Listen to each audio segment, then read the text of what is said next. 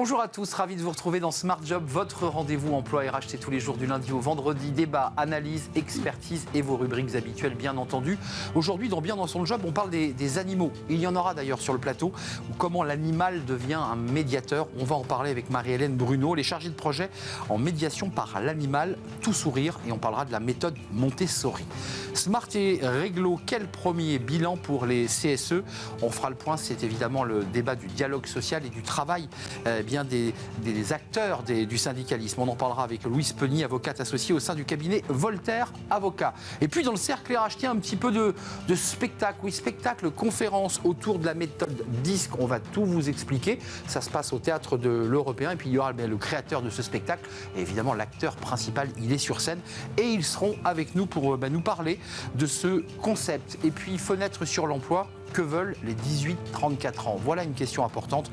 On en parlera avec Marie Lindenmeyer. Elle est responsable éditoriale chez Monster. Veulent-ils être indépendants ou salariés? On répondra notamment à cette question. Voilà le programme tout de suite. C'est bien dans son job.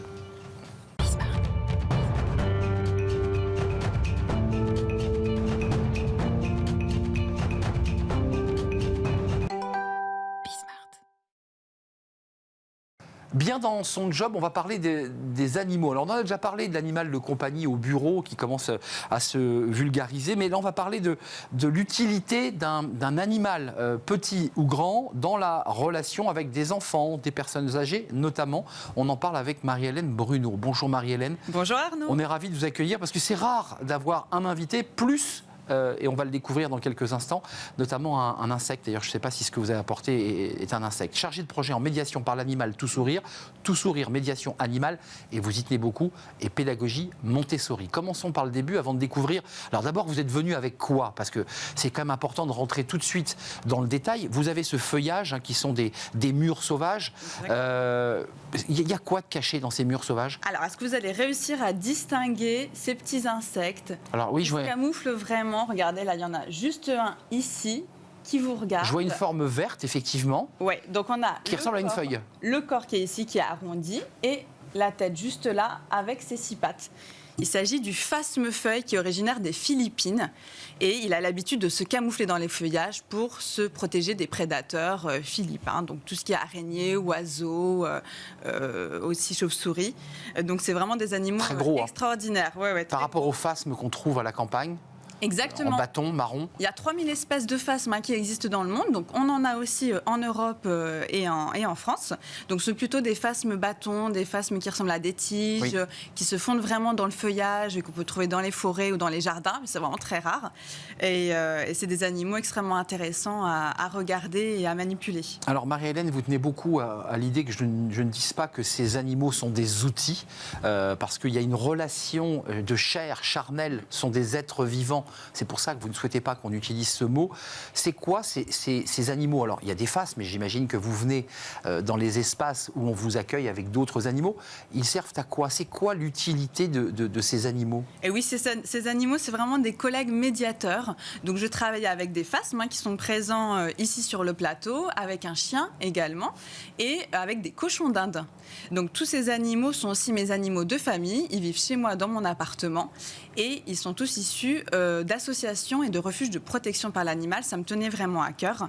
Et ils ont un rôle prépondérant dans les séances de médiation par l'animal. Alors, rentrons dans le détail. Votre métier, c'est de faire de la médiation. Alors, vous avez des diplômes autour des sciences de la vie. Vous avez fait un BTS tourisme et puis vous êtes reparti dans votre passion première. Cette médiation, c'est quoi? Ça permet à un enfant, par exemple, dans une crèche, de pouvoir le prendre, l'attraper, de pouvoir le regarder. Qu'est-ce que ça procure? Alors, les bienfaits de la médiation par l'animal sont multiples. Déjà, il faut savoir que beaucoup d'entre nous ont des animaux à la maison, donc ils savent ce que ça apporte. Et l'animal apporte quelque chose que les humains ne peuvent pas apporter. Ils sont neutres, ils ne jugent pas. La relation est simple, sans ambivalence, et on s'appuie vraiment là-dessus en médiation par l'animal. Les effets sont très bénéfiques auprès des bénéficiaires. Donc, je travaille dans des crèches, auprès aussi d'enfants, dans des centres de loisirs, dans des instituts médico-éducatifs pour les personnes en situation de handicap et beaucoup dans des EHPAD également. Ça veut dire que vous autorisez bien sûr l'enfant à pouvoir le prendre. C'est pas si simple, il faut quand même préciser que ce phasme a des petits crochets, il s'accroche évidemment à la branche, donc il faut être très délicat. Ça permet quoi? De déverrouiller le langage? Ça permet aussi, parce qu'on va évoquer la méthode Montessori, qui est une institution scolaire, on peut mettre ses enfants dans l'école Montessori.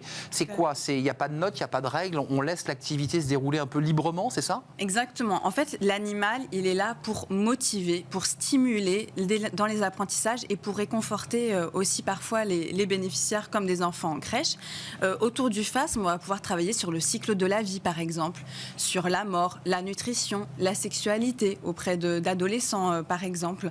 On va pouvoir vraiment un petit peu utiliser l'animal pour parler de ce qui peut nous arriver dans la vie, dans la société, parler de nos émotions aussi et gérer aussi certains comportements.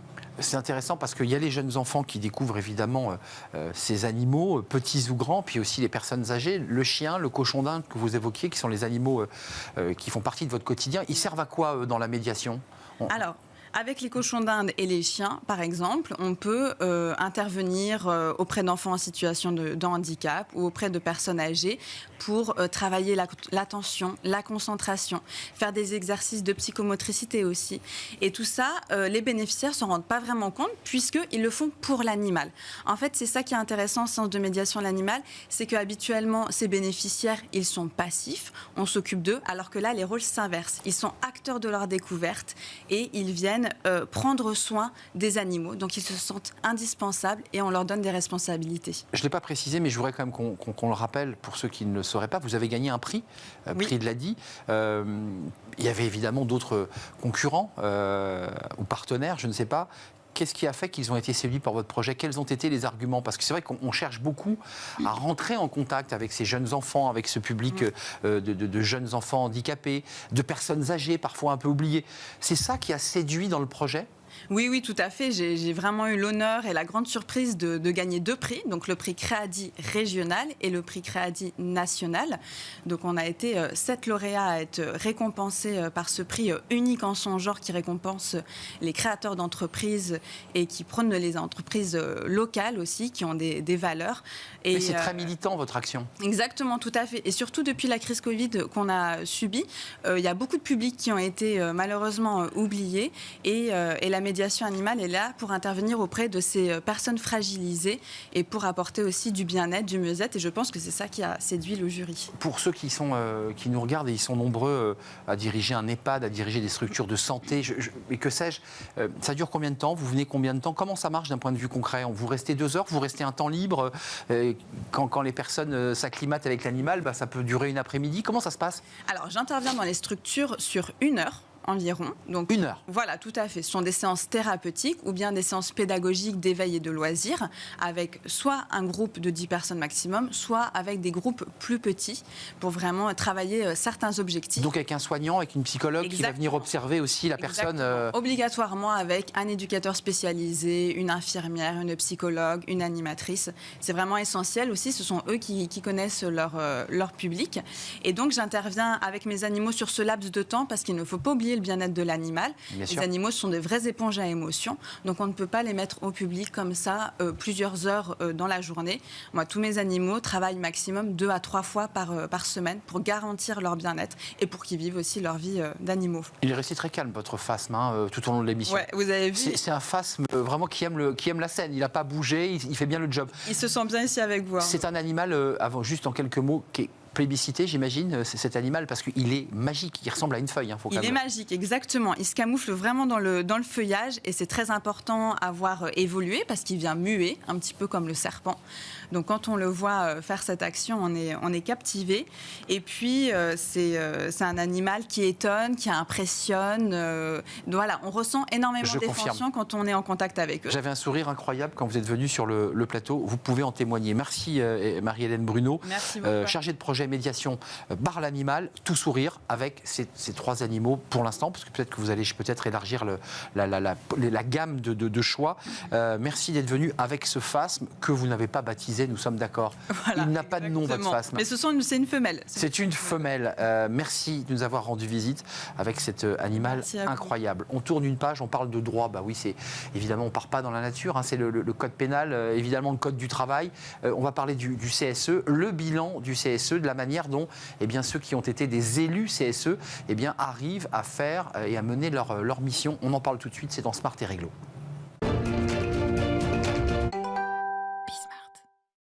Smart et Réglo. On avait accueilli, vous vous souvenez, il y a quelques mois, un invité qui avait sorti un livre, le guide du routard des élus CSE.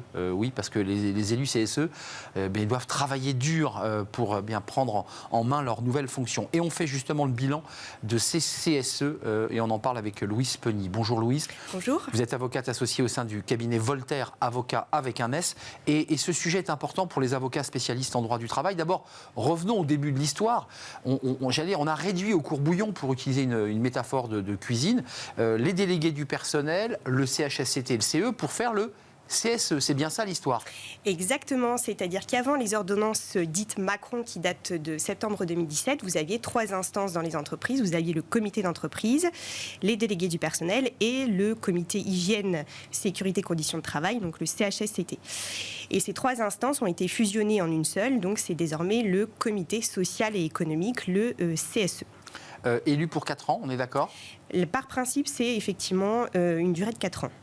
Concrètement, qu'est-ce qu'il en sort? Vous la praticienne qui observait, qui allait au prud'homme, qui avait en face de vous des élus, qu'est-ce qui ressort de ce CSE? Parce que l'idée, c'était d'avoir moins d'élus, oui, moins de dispersion. Puis quand on écoute les élus en contre-champ, ils vous disent, mais nous, on est perdus, on n'a pas le temps de travailler les dossiers, il y a trop de travail. Tout nous arrive en même temps, donc on n'a pas le temps d'examiner dans ce qu'on appelle le dialogue social d'une manière sereine les dossiers. Est-ce que vous le constatez aussi? Alors, on entend effectivement cette revendication-là de la part des organisations syndicales et des élus. L'objectif de cette réforme, c'était de rationaliser en fait le dialogue social dans les entreprises, puisque vous aviez des élus qui parfois avaient 3 casquettes, qui étaient membres du comité d'entreprise, qui étaient délégués du personnel et CHSCT. Donc l'objectif, c'était vraiment un objectif de rationalisation, de simplification du dialogue social. Sauf que ce qu'on a constaté, c'est que il y a eu dans la majeure partie des entreprises, une centralisation excessive en fait, de la représentation du personnel et un affaiblissement de la représentation de proximité. C'est-à-dire qu'on a des élus qui se sentent parfois éloignés du terrain et vice-versa, des salariés qui se sentent éloignés de leurs représentants du personnel. C'est-à-dire que les entreprises, très souvent, mis en place au niveau de l'entreprise le comité social et économique, même si elle a des établissements, par exemple, qui sont dispersés sur... Et tout ça est recentralisé, ce qui fait que quelqu'un de Roubaix ne peut pas voir son représentant. C'est un sujet. Alors, pour contrebalancer cette centralisation, le législateur a permis aux entreprises de mettre en place des représentants de proximité. Tout à fait. Donc, qui correspondent peu ou prou aux anciens délégués du personnel, c'est-à-dire que leur mission, c'est de porter les réclamations individuelles des salariés. Et de faire remonter. Alors, c'est que certains sujets qui peuvent être traités en local, par exemple, je prends l'exemple de la fontaine à eau qui dysfonctionne dans une agence. Ça, c'est local. Ça peut être traité localement. Sauf que les représentants de proximité, c'est une instance facultative. Donc, toutes les entreprises n'ont pas mis en place de représentants de proximité, quand bien même elles ne sont dotées que d'un comité social économique qui représente tous les salariés. Et lorsqu'elles ont mis en place ces instances, eh bien, ce qu'on a pu constater, c'est que leur rôle a parfois été mal défini parce qu'il y avait un manque de recul. C'était nouveau. Exact. C'était complètement nouveau en 2018, en 2019. Et on constate aussi des difficultés d'articulation avec le CSE. C'est-à-dire qu'il faut voir comment on articule les missions du CSE avec les missions des représentants. Qui fait quoi et quelles sont les fonctions de chacun? Qui fait quoi exactement? Louise, quand même, avant de nous quitter, il nous reste un petit peu de temps, mais il y a 2-3 sujets qui sont importants, qui sont les questions de renouvellement. Oui. Et puis, il y a eu aussi un débat qui est posé aujourd'hui, notamment pour les entreprises Céveso, qui est la question du CHSCT, c'est-à-dire la santé au travail. Oui. Et certains élus disent, mais nous, on est multifonction et finalement, on fait mal notre boulot sur ces questions de santé au travail. Oui, alors c'est vrai qu'il y a aussi une crise des vocations. C'est-à-dire que maintenant, on a des élus qui se sentent complètement surchargés parce qu'il faut à la fois qu'ils maîtrisent les questions économiques et les questions santé, sécurité, conditions de travail. Oui. On a des formations obligatoires. Un élu qui est élu pour la première fois au CSE CSE doit être formé sur les questions économiques, sur les questions de santé, sécurité, conditions de travail. Mais c'est vrai qu'on est sur des domaines quand même qui sont quand même assez spécifiques. Et puis on a le CSE qui a vu ses missions élargies, notamment sur les sujets santé, sécurité, conditions de travail. Louise, vous êtes une spécialiste, il faut quand même préciser qu'il y a des DRH aujourd'hui qui disent mais nous on est en pénurie de main-d'œuvre d'un côté, puis de l'autre côté on est en pénurie d'OS, c'est-à-dire d'organisation et de représentants.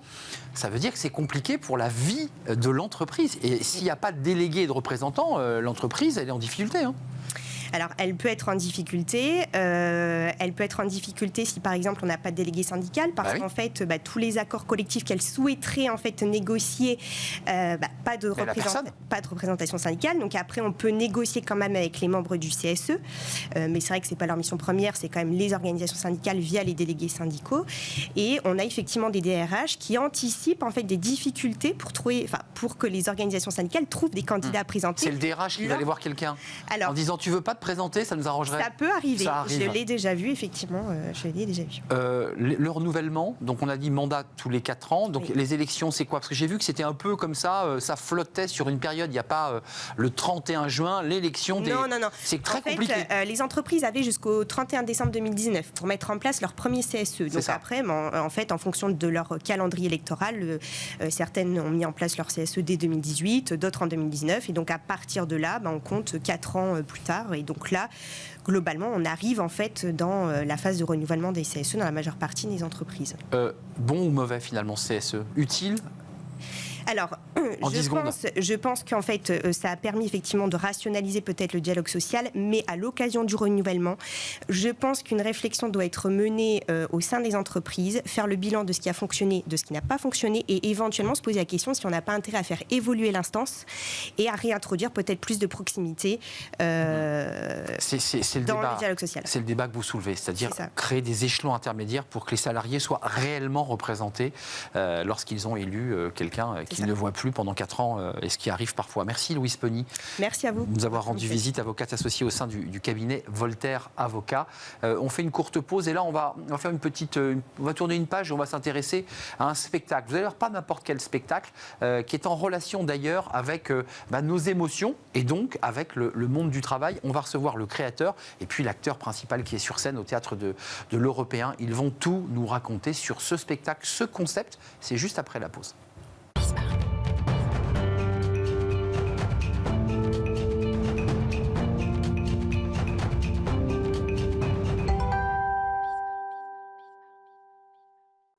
Le cercle RH est un sujet spectacle. Oui, parce que l'entreprise, évidemment, et le spectacle peut entrer dans les entreprises pour vous parler.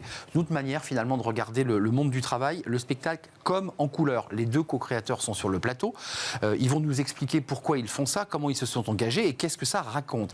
Gary Vercruis, merci d'être avec nous, producteur, co-créateur de ce spectacle comme en couleur, je ne dis pas de bêtises. Tout à fait, c'est bien. Vous nous parlerez bien de l'extension, parce qu'il y a aussi une petite web-série, et puis il y a la scène, il y a l'Européen, et puis il y a les entreprises. C'est ce qui nous intéresse aussi, c'est que vous avez face à vous des réseaux commerciaux, vous avez des décideurs et vous jouez dans les entreprises. Et l'acteur, co-créateur, Vincent Lemaire est avec nous, conférencier, humoriste, co-créateur donc de Com en couleur. D'abord, un petit mot très simple, parce que moi j'ai envie de comprendre.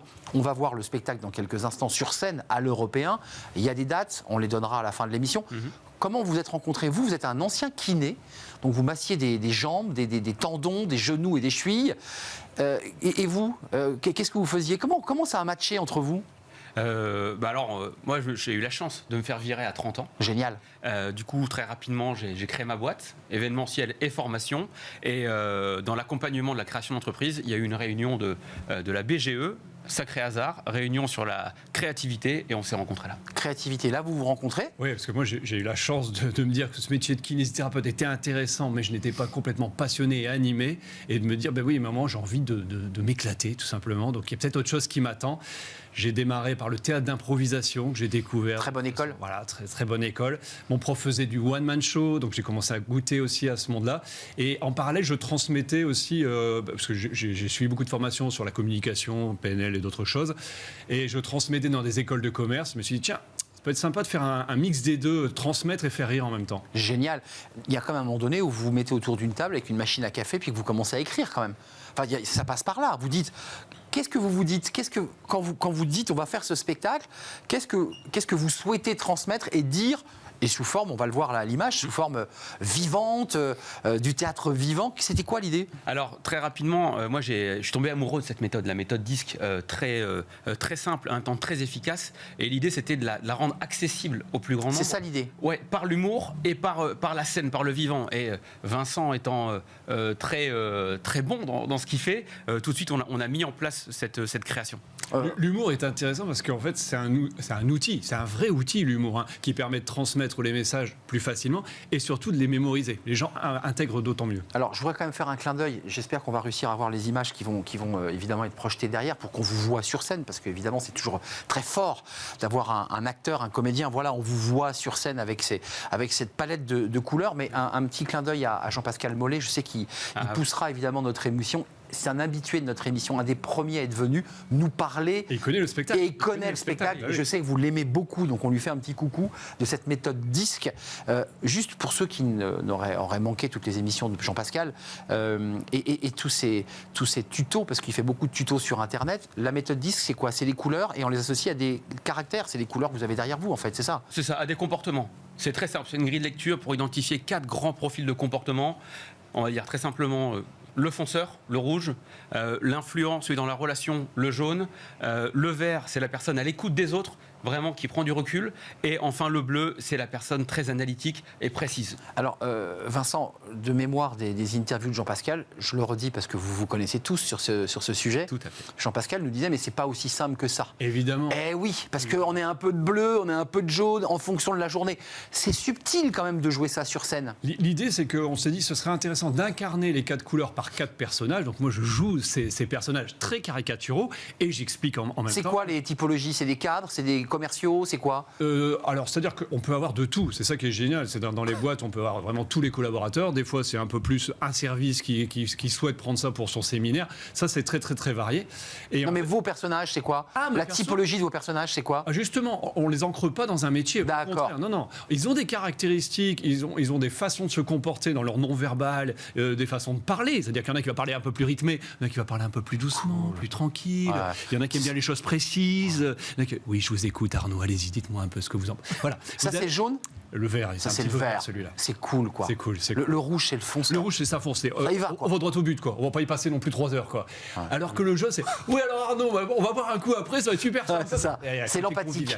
Et le bleu, il aime bien les choses précises. Arnaud, précisez-moi votre question, s'il vous plaît, je répondrai précisément. Voilà, ça c'est le bleu, il aime bien que ce soit carré et structuré. Moi, je trouve ça génial, Gary, parce que il y a bien sûr le spectacle, il faut aller voir le spectacle à l'européen, parce que ça c'est pour le grand public.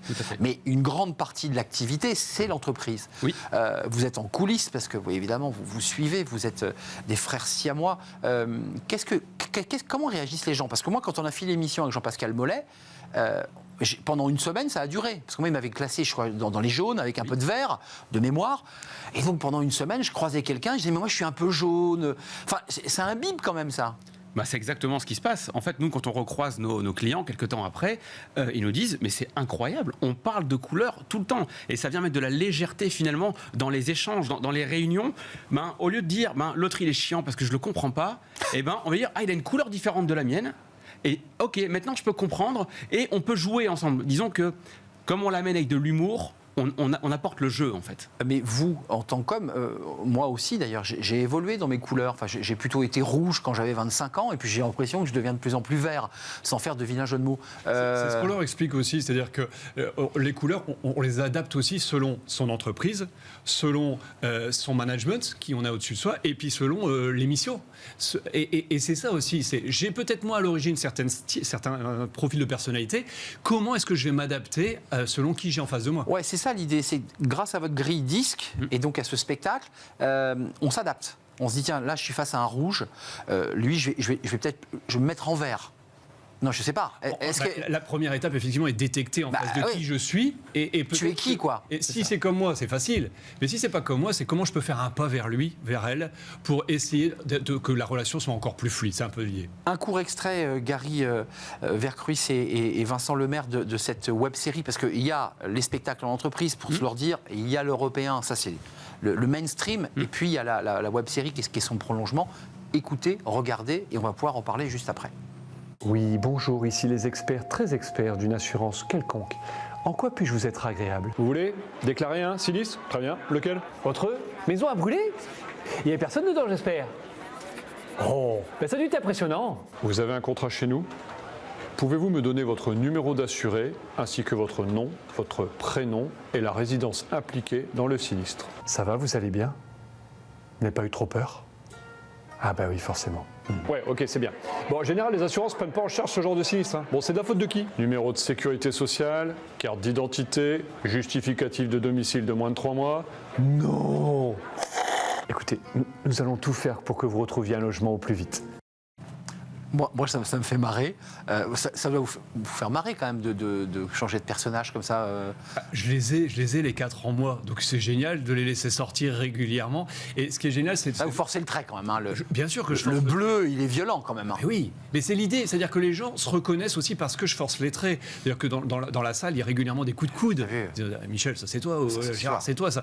Ouais. Et c'est ça qui fait que ça marche, c'est que les gens disent ah ben tiens c'est super, je reconnais un tel. Et des fois ils disent oui c'est un peu caricatural, mais en même temps pas tant que ça à certains endroits. Mais Gary, quand même, l'apport, une fois qu'on a identifié, une fois qu'on s'est bien marré, une fois qu'on a montré du doigt son collègue en disant lui c'est clairement un bleu, comment le manager, comment les RH, comment la structure d'une entreprise remet, je dirais, de l'humain là-dedans. C'est très humain évidemment, mais comment on fait avancer l'autre en fait? C'est ça la question qui est posée à travers ça. Comment on l'aide à devenir différent? C'est-à-dire qu'en fait, parce qu'on reste pas bleu. S'il est trop bleu, à un moment donné, le manager lui dit écoute, je t'ai entendu, on a fait le séminaire avec nos amis de Com en couleur, franchement, il faut que tu changes. Nous, la conférence, ce spectacle, et le but, c'est qu'elle ouvre les chakras, moi j'aime bien dire, ou en tout cas qu'elle sensibilise à cet outil-là. Ce que font en général derrière les managers, c'est qu'ils vont un petit peu plus loin. Les gens passent ce qu'on appelle leur profil pour savoir exactement quels sont les pourcentages. Et puis ils apprennent, au travers de formations, de workshops, comment mettre un peu de fluidité et s'adapter un petit peu aux autres. Voilà. Donc ça c'est l'étape potentiellement suivante. Gary, oui. un mot sur la web-série, parce qu'il y a la scène, ça c'est du live, il y a évidemment l'entreprise. Pourquoi la web-série? C'est quoi l'idée? C'est d'aller toucher un public encore plus large avec une réal un peu jeunes pour toucher peut-être les 18-34 ou les 18-25? Alors, l'origine très claire, au départ, c'est Covid. On s'est pris un Covid, il n'y a plus de scène, et on s'est dit, c'est quoi notre métier? Comment on peut se réinventer? Bien sûr. Et ben nous, l'idée, c'est de démocratiser le disque et de le rendre accessible. Ok, on fait des vidéos, on se marre, et la preuve, c'est que ça marche, et les gens nous en parlent souvent. Les vidéos, c'est super, ils se les partagent, et ça, c'est très chouette. La méthode disque, encore une fois, je l'avais posé à Jean-Pascal, vous avez vu, son fantôme est là depuis le début de l'émission. Il est là, il est présent.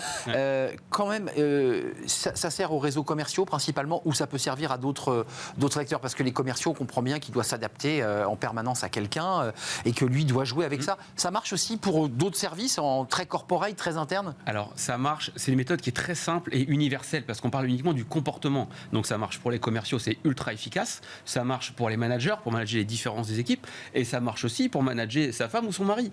Parce qu'en fait... génial. Il y a vraiment le lien, ça parle à tout le monde, et c'est aussi pour ça qu'on a créé la version grand public, parce qu'à la fin des spectacles, les gens disent mais c'est génial votre méthode. Mais moi, si je montre ça à la maison, ça peut me faire du bien. Donc voilà, c'est un peu ça l'idée. Donc ça veut dire quand même qu'au-delà de ce qu'on a compris de couleurs dans lequel on peut être potentiellement rangé, oui. L'idée c'est de s'adapter, quoi. C'est de jouer en face avec l'autre. C'est ça aussi. C'est quoi ça vient d'une méthode de psychologie? C'est quoi l'origine de la méthode disque? Alors, ça s'appuie sur les émotions. C'est Monsieur Marston, c'est un Américain, donc c'est vraiment quelque chose qui a été très travaillé. Codifié, ouais. Codifié, oui. C'est ça. Et maintenant, d'ailleurs, c'est une méthode qui est ouverte à tout le monde. Et l'idée, c'est de se dire, tiens, j'ai en face de moi un fonctionnement qui est peut-être pas comme le mien. Comment je fais pour essayer de mettre un peu de souplesse là-dedans et de m'adapter un petit peu une fois que j'ai détecté ce comportement qui est un peu différent, cette façon de communiquer qui est un peu différente. Vincent, vous tendez la main vers moi, enfin, implicitement, vous me rangez dans quoi? Parce qu'il y a 2 ans, j'étais plutôt jaune de mémoire. Est-ce que je suis resté jaune? Alors déjà, vous avez l'œil, hein, c'est votre. Forcément. Oui. De petit à petit, on regarde, on observe évidemment les gens en quelques secondes. Déjà, ce qu'on peut regarder, c'est le rythme de la voix, votre façon aussi de bouger ça. Même si potentiellement vous êtes adapté par le format. Clairement. Mais voilà, de par le rythme, déjà, on sait que ça va pas être trop dans le. Moi, je vois pas trop de bleu, pas trop de vert. Voilà, c'est quand même assez rapide, ça. Donc le jaune, je le sens encore. Je le sens très, très clairement. Je vois l'œil malicieux, je vois les petits sourires, ça. Ça me fait plus penser à du jaune, tout ça. Plus du pour jaune. l'instant. Un peu de rouge aussi, je vous vois partir vers le rouge là. Aussi, parce qu'il faut que ça avance quand même, il faut que ça enchaîne. On n'est pas là pour enfiler des perles quand même. Donc voilà, je comprends ça aussi. Je sens ça. Maintenant, il faudrait qu'on discute un peu plus et plus à la cool, parce que là, vous faites encore un peu, vous faites attention. Je suis encore un peu guindé, quoi. Ouais, j'ai pas dit ça, mais vous faites attention. Ouais, forcément. On faire un resto. Parce qu'il n'y a rien de tel que de. Enfin, moi, je dis toujours jouer avec les gens ou aller au resto ou faire du sport. Là, vous voyez les comportements. C'est hyper Je intéressant. suis entièrement d'accord avec vous. C'est là où les gens se révèlent tels qu'ils sont. Oui. Les gens viennent vous voir. Alors, je pense aux artistes et à l'entrée des artistes, vous signez des autographes, mais je suis persuadé qu'à la sortie, les gens viennent vous voir et vous disent « Oh, c'est génial, mais en même temps, j'arrive pas à savoir si je suis vraiment jaune ou bleu. » Forcément, vous l'avez cette question. On l'a de temps en temps, effectivement. C'est-à-dire que des gens ils disent bon, alors moi, c'est clair pour mon mari, ou j'ai trouvé pour ma belle-mère, il n'y a pas photo. Mais alors pour moi, j'ai une hésitation entre ça. Parce qu'on l'a dit, il n'y a pas qu'une seule couleur. On peut en avoir une ou deux. Et effectivement, des fois, on peut hésiter. Et puis surtout, ça peut être différent à la maison et au boulot. Donc oui, on a cette question quand même régulièrement. Gary, il est rangé dans quelle catégorie, Vincent, votre co-associé, co-auteur et ami, j'imagine? Ah oui, alors bleu et jaune. Donc c'est ça qui est génial. Bleu et jaune. Oui, ça c'est possible. Il est carré, quoi, quand même. Il est carré, et une fois que tout est carré, il peut se marrer. En fait, en dehors de la scène, moi, c'est très structuré, c'est très préparé. Sur scène, je me lâche, ça part un peu dans tous les sens. Mais avant, c'est très écrit, C'est très hyper, millimétré. hyper, c'est ça. Et ça, on ne sait pas toujours. Et d'ailleurs, c'est la force des stand-up et des spectacles Bien comme sûr. vous faites. Il faut que ça soit millimétré. Vincent, Gary, vous le rangez dans quelle catégorie? Je le sais, parce qu'en plus, il a passé évidemment son profil. Alors, Gary est jaune et rouge. Mais le rouge, vous ne l'avez peut-être pas trop perçu. Non, jusqu'à là, il est maintenant. très calme. Il Oui, est voilà. très enfant Mais sage. vous le verriez dans nos réunions d'équipe, le côté rouge, je peux vous dire, je le sens. C'est-à-dire qu'il veut foncer, on va toujours plus vite, on va toujours plus loin. Donc voilà. Et on joue, nous, de cette complémentarité. C'est ce qu'on explique aussi aux équipes. C'est qu'on peut jouer de la complémentarité. J'ai conscience de son côté rouge, il a conscience de mon côté bleu. Ouais, en fait, il y a une double réflexion que vous amenez avec ce spectacle. C'est on peut passer d'une couleur à une autre, on peut être une couleur ou une autre, mais on peut aussi accepter l'autre dans sa couleur en disant, après tout, il est rouge, il est fonceur, mais c'est peut-être pas mal pour l'équipe. En fait, la C'est un philosophie, peu ça l'idée, quoi. c'est clairement ça. La philosophie, c'est de faire de nos différences des complémentarités. Typiquement, Vincent est bien bleu. Moi, en tant que bon rouge, si je le prends de manière négative, ça peut être très compliqué.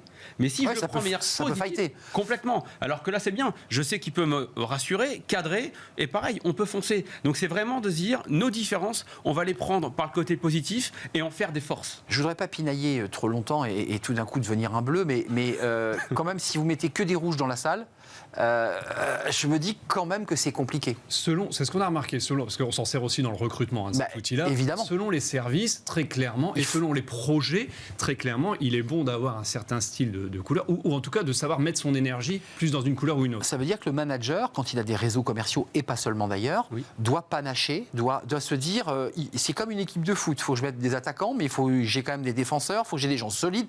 Donc ça veut dire que cette méthode DISC, elle peut très clairement s'appliquer aux méthodes de recrutement.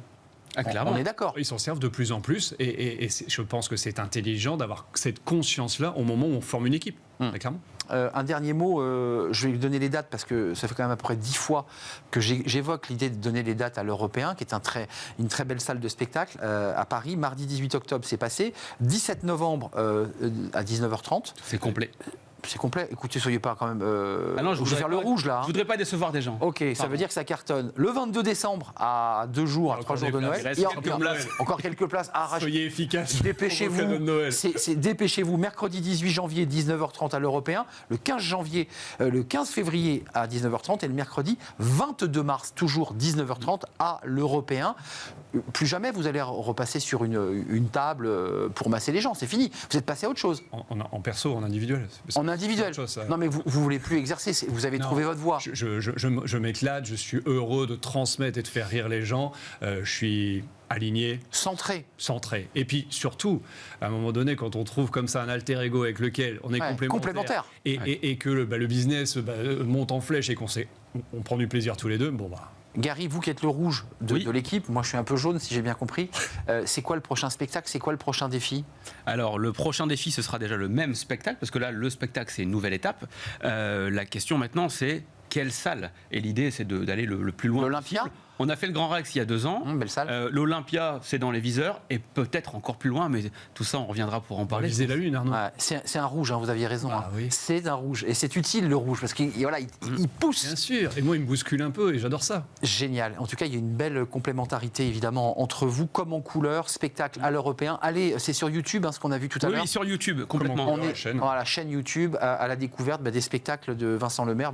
Il passe de toutes les couleurs, hein, du jaune, du rouge, au vert, il m'en manque une, au bleu. C'est ça. On retrouve Roger, Justine, Virginie et Bernard, les 4 personnages qui racontent un peu qui ils sont. Allez donc retrouver ces personnages joués sur scène par Vincent Lemaire et Gary Vercruis. Merci d'être venu nous rendre visite. Merci pour l'invitation. Producteur, co-créateur de ce spectacle. Puis derrière, il y a évidemment de la formation, de l'accompagnement, évidemment. Puis merci à Vincent Lemaire, humoriste et co-créateur de Comme en couleur. Il fallait que je le dise, hein, que vous étiez tous les deux co-créateurs, que je dise pas cette, Oui, je commette oui, pas bien cette sûr, erreur. Hein. bien sûr. Et on peut C'est dire, notre bébé à tous les deux. C'est votre et on bébé. peut dire aussi, et c'était mon côté jaune, qu'on a une super équipe derrière nous qui nous Voilà. accompagne, et ça c'est très Ah oui, important. Parce qu'il faut évidemment tous ceux qui sont en backup, Bien sûr. voilà, pour les costumes, pour la technique et pour tout cela. C'est ça. Merci à vous deux, messieurs. C'était un vrai plaisir de vous accueillir sur le plateau de Smart Job. Allez donc voir ce spectacle Comme en couleur. On va terminer. Alors là, c'est un sujet intéressant. Je ne sais pas si les jeunes viennent dans votre salle, mais en tout cas, on va s'interroger à qu'est-ce que veulent les jeunes, les 18-34. Ils veulent être salariés, indépendants. Ça, c'est une question importante et on en parle tout de suite.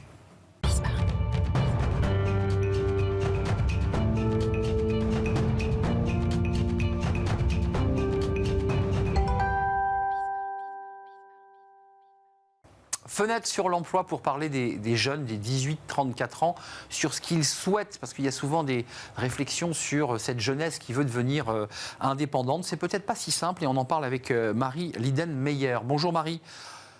Bonjour Arnaud. Vous êtes responsable éditorial chez Monster, qui est un des leaders de la mise en relation entre les personnes et les opportunités de carrière. Et vous interrogez alors, toutes les générations. Mais aujourd'hui, vous avez souhaité revenir sur cette génération des 18-34 pour tordre le cou déjà à une idée reçue qui nous dit assez régulièrement mais les jeunes ne veulent plus être salariés, ils veulent tous être indépendants. Et vous dites, bah non, c'est pas vrai, d'après nos chiffres en tout cas. Alors on peut dire plutôt que ça n'est plus vrai. C'est vraiment quelque chose qu'on observe depuis les 2 dernières années, depuis un post-Covid. Mais là, on s'est vraiment rendu compte que l'indépendance ne fait plus du tout rêver. Le rêve de la start-up n'existe plus. Ils sont 44%, les 18-34, à ne pas souhaiter être leur propre patron du tout. Ne pas C'est ça. souhaiter être indépendant. Donc ils souhaitent quoi avoir un CDI, ils cherchent de la stabilité. Oui. Alors après, oui, le CDI, la stabilité, le CDI, pas forcément, mais surtout la stabilité que peut apporter l'entreprise. En période de crise, les avantages sociaux, le droit au chômage, la retraite, ils ont toute leur importance aux yeux des travailleurs, qu'ils soient jeunes ou moins jeunes. Et le salariat, ça reste une sécurité. Là, on a l'inflation, la guerre en Ukraine, c'est des événements qui rendent le contexte économique déstabilisant, et notamment pour les jeunes. Il y a un autre sujet que je trouve intéressant et qui est soulevé dans les études que vous nous proposez chez Monster, c'est le rapport au temps de travail et à la vie privée, vie perso. Et on découvre en fait que la vie pro vient déborder aussi sur la vie perso. Et ces jeunes, je reprends vos intitulés, disent qu'ils sont prêts à travailler plus de 35 heures, 40 heures si besoin, si nécessaire. C'est intéressant ça ? Oui, en fait, ils disent qu'ils sont prêts à travailler plus pour gagner plus. Le salaire vient toujours quand même en premier dans leur demande pour travailler en entreprise. Mais on se rend compte que ce qu'ils aiment, c'est l'indépendance et qu'on leur fasse confiance. Et ils sont prêts à travailler plus, mais par exemple, si on leur dit c'est OK que tu ailles faire ton cours de yoga à 4 heures de l'après-midi. Et si tu as envie de travailler à 19 heures parce que justement, tu avais ton cours à 16 heures, il n'y a pas de problème. Mais ils sont plus dans une relation basée sur la confiance et sur l'indépendance que peut-être les générations précédentes qui étaient dans un management un peu plus à la papa Exact. Et où il fallait faire 9h, 5h et si on demandait des heures en plus, c'était des heures supplémentaires. Les jeunes ne voient pas les choses de la même manière. Oui, c'est intéressant ça parce que c'est la notion de flexibilité, c'est liberté, flexibilité. Je veux bien travailler plus, mais effectivement, si vous me laissez gérer mon emploi du temps comme je le veux, quoi.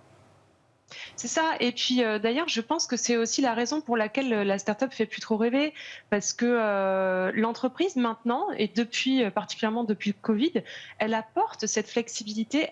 Les entreprises ont été obligées de devenir plus flexibles via le télétravail, la flexibilité des horaires, plein d'autres choses qu'elles ont dû mettre en place. Donc ça, déjà, cette indépendance, cette flexibilité, elle existe en entreprise maintenant. Et puis, les entreprises, aujourd'hui, on est quand même dans un marché économique où le candidat est roi. Hein. Il y a quand même plus de jobs que de candidats. Donc les entreprises, elles sont obligées de proposer des choses très attractives aux candidats pour pouvoir les attirer et les retenir. Donc ils ont le choix, ils ont des bonnes options pour trouver du travail en entreprise, les candidats aujourd'hui. Donc l'idée de se tourner vers l'indépendance est beaucoup moins séduisante qu'elle ne pouvait l'être avant. Alors justement, on parlait des recruteurs, parlons des salaires. Pour terminer, c'est intéressant parce qu'on voit que les 25-34, eux le disent, grande majorité disent on est à l'aise pour parler salaire. Autant la génération de leurs parents, et j'allais dire de leurs grands-parents, était un peu tendue quand il était question de parler salaire. Là, ils assument totalement. Ils mettent le salaire sur la table. Oui, c'est vrai. Ils sont 65% d'ailleurs à en parler de manière totalement ouverte, contre 43% pour les plus de 50 ans, c'est ça.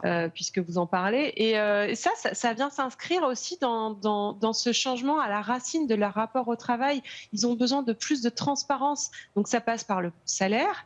Ça passe aussi par exemple, quand ils postulent pour une entreprise, ils ont besoin de connaître leur politique RSE, ce que les entreprises font en matière de diversité et d'inclusion. Donc ça, c'est vraiment, ça s'inscrit dans cette globalité, ce désir de transparence.